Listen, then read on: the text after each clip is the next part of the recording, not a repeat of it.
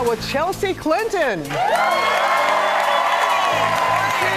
an author, activist, former first daughter, of course, who is also bringing awareness to the issues our planet faces with her latest children's book, Don't Let Them Disappear. Please don't let them disappear. Yes, Chelsea, thank you so much. Thank you so much. Congratulations. This is your fifth book, but also congratulations. Oh, yes. Thank you. You already have a 4-year-old, a 2-year-old. You guys are going to have to play zone defense now with 3. Yes, we're aware of that. Well, my husband's one of 11. Yes. So, someone else is from one of 11. And it's actually really wonderful because so many of his older siblings are actually parents of 3, so we're getting really good advice about how to manage the transition from 2 to 3, but we know we're going to be outnumbered. That's inevitable. You know that going in. Do you all have, do you read to your little ones? We read every night to our little ones, and thankfully they love books. It's also our daughter's favorite strategy to push bedtime back. She knows it's very hard to say no. She's like, one more book, just one more book. How about with Grandma and Grandpa? Oh, well, they always give it on bedtime. I bet they do. My husband and I are much more precise about saying, nope, 7:30, lights out. My parents are much more easily persuadable. Of course you want one more story. And of course by one more story, you mean everyone in the 5-minute Peppa Pig book. Yes. Let's talk about this one. You're talking about 12 species that are endangered all around the world. What motivated you to write this particular book? Well, 2 things. One, I kept hearing from kids, my nieces and nephews, other kids I've met while working on my other books, that one of the issues they care most about are animals.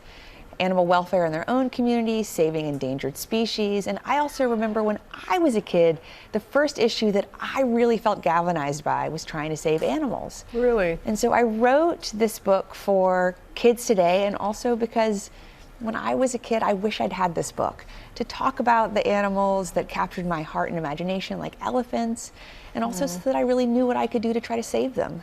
Do your little ones have favorite animals? Yes. So my daughter loves sharks. So she was very happy that whale sharks are included. And she tells everyone who will listen that we kill 100 million sharks every year, which we do. Wow. And kind of why she thinks that's awful, which it is. My son kind of seems to have a different favorite animal every week, but this week it's tigers. And he loves that tigers are one of the only cats that swim. He thinks that's very fun. So now in the bathtub, he pretends he's a tiger. And the illustrations are so beautiful in the book here. Gianna did an extraordinary job. I'm so thankful we got to work together on this and that she kind of shared her talents. She brings them to life. Okay, you could write about anything. Tigers, I know, see that? Beautiful. Tigers. You could write about anything. What is it about children's books? What is it that drives you here? Well, I think children's books are really kind of the first ways in which we either expand or limit a child's imagination, kind of what we say is possible for them as themselves in the world.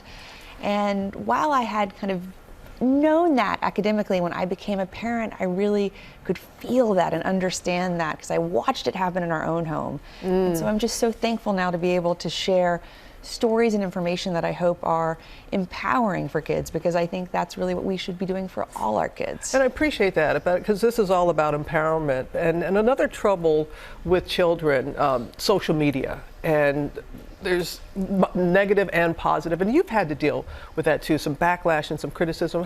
What is your message? How do you deal with that? I think bullying is just a challenge that we all have to reckon with, candidly, and it's something that predates social media, and it's something that has just found, sadly, like another vehicle and venue on social media. And so I think you not only as parents, but as aunts, because I know you have nieces and nephews, you know, as teachers, grandparents, you have to ensure that our kids know that they can always talk to us, that it's always important that they say like what they're feeling, what they're experiencing, and that we teach them how to be brave and resilient and also kind, so that even if they're receiving ugliness, they never return it. And that's what you have learned. And that's what Thank you, Chelsea. Thank you, Robin. Thank you so much.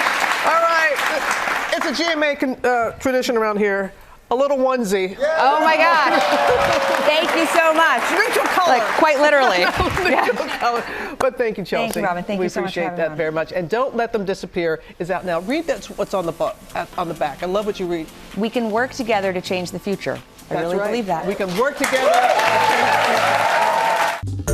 Well, hey, Hey there, GMA fans. Robin Roberts here. Thanks for checking out our YouTube channel. Lots of great stuff here. So go on, click the subscribe button right over here to get more of awesome videos and content from GMA every day, anytime. We thank you for watching, and we'll see you in the morning on GMA.